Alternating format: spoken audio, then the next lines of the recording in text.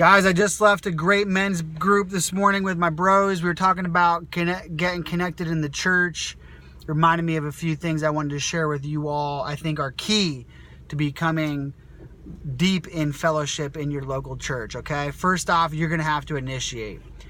If you think you're going to walk into a church and they're going to know that you're new and they're going to welcome you and usher you into the right place in the fold where you belong, often is not going to be the case, okay? You're going to have to raise your hand, sign up for a group, go to a picnic, ask to be connected, invite other people to get to know you. Just the way it is, sad but true, I think. Next, you can't just rely on the programs the church is putting in place for you to connect. Praise God for the pastors and staff at churches who are doing that.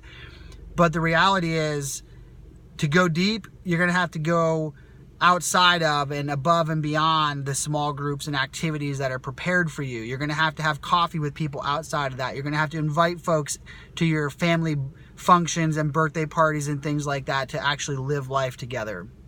Prepare for that at the outset. Next, you got to respond.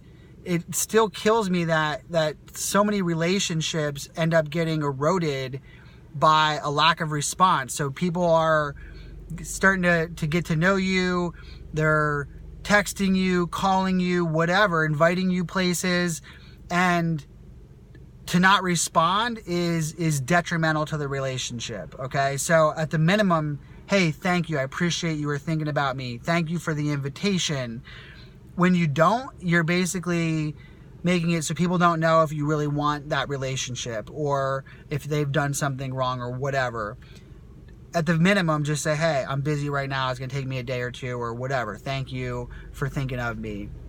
Next, cast off labels. I'm convinced that this whole extrovert-introvert label is detrimental for the church.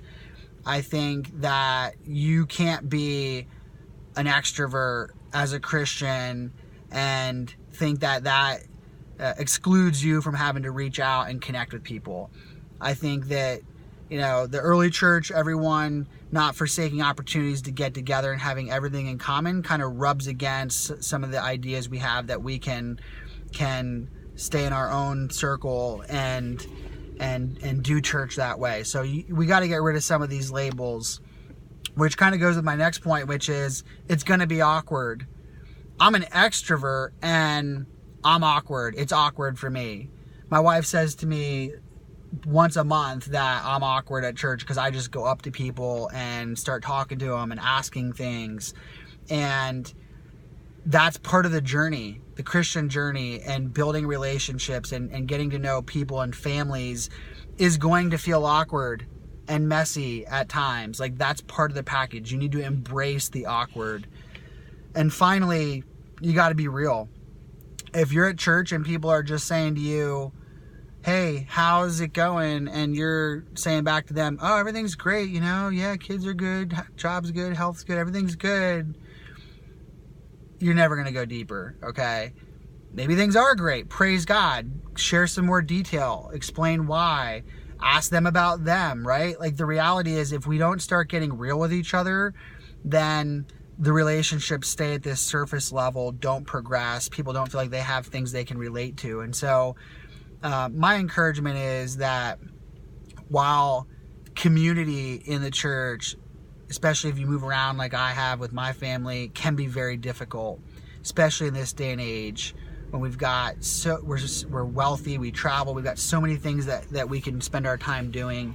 You've got to fight for this church community. It's got to be a priority, but it can happen. And hopefully with some of these tips, you can see ways to get that momentum going for you in your church. God bless you all.